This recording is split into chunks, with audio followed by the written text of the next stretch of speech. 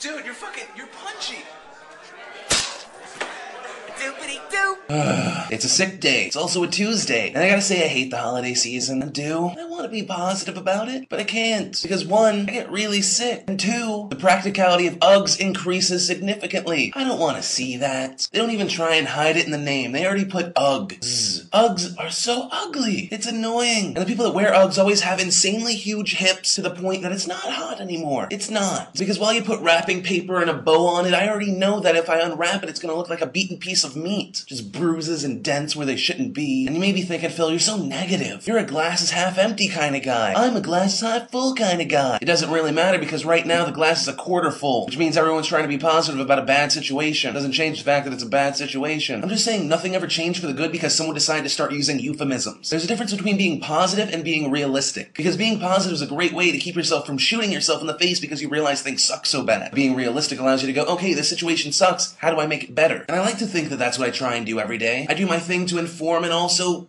make people realize that it's okay to laugh at bad things. There are stupid people and stupid things and terrible things happening all the time, but it's okay to look at it and go, God, everything is so fucked up. And maybe that's just me being positive, because realistically, in the grand scheme of things, I'm just a delivery mechanism for ads. Tuesday's question of the day, are you a positive or negative person? Feels like I haven't talked to you guys in forever. I couldn't talk to you Friday because I was on planes all day. And I was on planes all day on Monday, but I didn't have a voice, so I couldn't even make a late video. I've been trying to not talk for about 36 hours, which is really hard to do because all it involves is me moving my mouth and still moving my hands as much as I normally do, which makes people think that you're deaf but also retarded. There's a lot going on in the world and there's a lot on my mind. For example, I just got a check in the mail yesterday for $15,000. For me, no. For pkdcure.org, yes. And it's all thanks to you guys because you helped me win Spore Vote and beat the evil Sprouse twins, even though the Sprouse twins were very cool and decided to stop promoting their own channel because they appreciated our cause so much. So of course, thank you to the Sprouse twins as well. Of course, there have been a lot of things going on with YouTube. Over the weekend, YouTube Live. YouTube's first live event hit as many as 700,000 concurrent viewers, and 15 million people cycled through the show. And if those numbers don't show you how ADD YouTube is, I don't know what will. Literally, 15 million people went to the show and they're like, what is this? Click, click, shiny object, I'm gonna go. Speaking of YouTube Live, I met some really cool people, but I had a rule. If anyone was gonna take a picture, I was making a stupid face, and that face was gonna be the same in every picture. And so it began.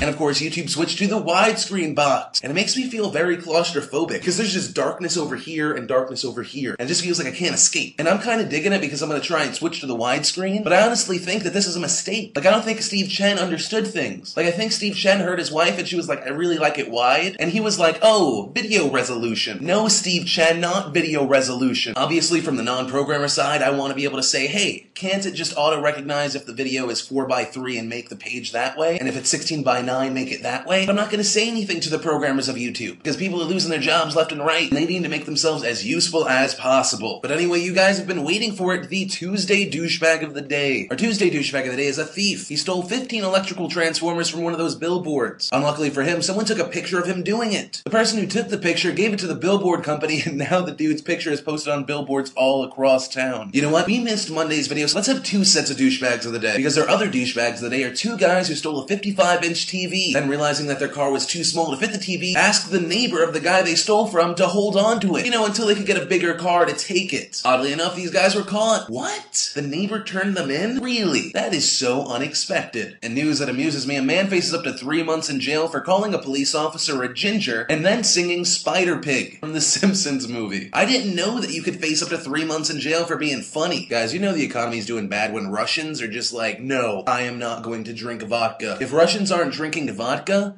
the economy is bad. It's like groundhogs. And you may think I'm perpetuating a stereotype like when we were playing Cranium at YouTube Live and I said, hey, all the Asians can't be on the same team. But I'm not. But statistically, it comes out to 15 liters of pure alcohol to each Russian. That's statistics. I didn't even have to make that one up. The economy's actually gone so far down the toilet, Russians aren't drinking vodka, but instead substitutes like perfume. But that's all that mattered to me this Tuesday, November 25th, 2008. My name's Philip DeFranco, and I'm going to drink a whole bottle of NyQuil. Stay tuned for Philly News. Hear what Phil has to say.